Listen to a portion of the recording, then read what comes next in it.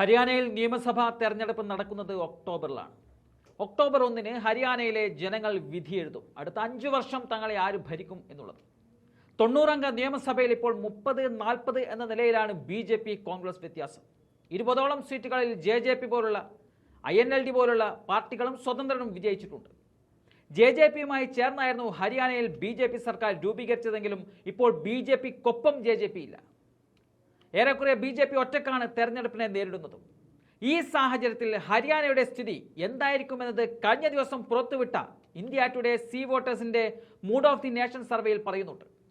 ഹരിയാനയിൽ തെരഞ്ഞെടുപ്പ് പ്രഖ്യാപിച്ച സാഹചര്യത്തിൽ നിയമസഭാ സീറ്റുകളിലേക്കുള്ള സർവേ ഫലങ്ങൾ പുറത്തുവിടാനുള്ള അനുമതി ഏജൻസികൾക്ക് ഇല്ല എങ്കിലും അവർ ലോക്സഭാ തെരഞ്ഞെടുപ്പുമായി ബന്ധപ്പെടുത്തിയാണ് ഈ സർവേ പുറത്തുവിട്ടിരിക്കുന്നത്. ഇന്ത്യ ടുഡേയുടെ mood of the nation survey പ്രകാരം ലോക്സഭാ തെരഞ്ഞെടുപ്പ് ഇന്ന് നടന്നാൽ ഹരിയാനയിൽ 10-ൽ 6 സീറ്റുകളും നേടി കോൺഗ്രസ് BJPയേക്കാൾ മുന്നിലെത്തുമെന്നതാണ് പറയുന്നത്.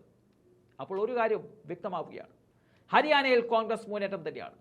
2024-ലെ ലോക്സഭാ തെരഞ്ഞെടുപ്പിൽ കോൺഗ്രസും BJPയും 5 സീറ്റുകൾ വീതം നേടി ഒപ്പത്തിനൊപ്പമായിരുന്നുവെങ്കിലും വോട്ട് ശതമാനത്തിൽ നേരിയ മുൻതൂക്കം കോൺഗ്രസിനായിരുന്നു.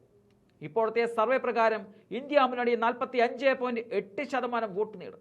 അതേസമയം NDAയുടെ വോട്ട് വീതം 44.2%.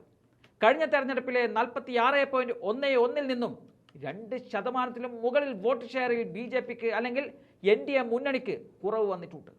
ഇതൊക്കെ ചൂണ്ടിക്കാണിക്കുന്നത് ഇപ്പോൾ കോൺഗ്രസിന്റെ മുന്നേറ്റം തന്നെയാണ്. ഭരണവിരുദ്ധ വികാരം വലിയ തോതിൽ പ്രതിഫലിക്കുന്ന സംസ്ഥാനമാണ് ഹരിയാന. ഈ സംസ്ഥാനത്ത് BJPക്ക് ഭരണം നഷ്ടപ്പെട്ടാൽ അത് വലിയ നേട്ടം തന്നെയായിരിക്കും കോൺഗ്രസിനും ഇന്ത്യ മുന്നണിക്കും. വിനേഷ് ഫോഗട്ട് വിഷയവും ഹരിയാനയിൽ കത്തി നിൽക്കുന്നുണ്ട്. ഫോഗട്ടിനെ കോൺഗ്രസ് തങ്ങളുടെ സീറ്റിൽ മത്സരിപ്പിക്കുവാനുള്ള കരുക്കൾ നീക്കി തുടങ്ങിയിട്ടുമുണ്ട്. എന്തായാലും ഇപ്പോൾ സർവേ പുറത്തുവിട്ട പശ്ചാത്തലത്തിൽ കൂടുതൽ ആത്മവിശ്വാസമാണ് ഇന്ത്യ മുന്നണിക്കുണ്ടാവുന്നത്.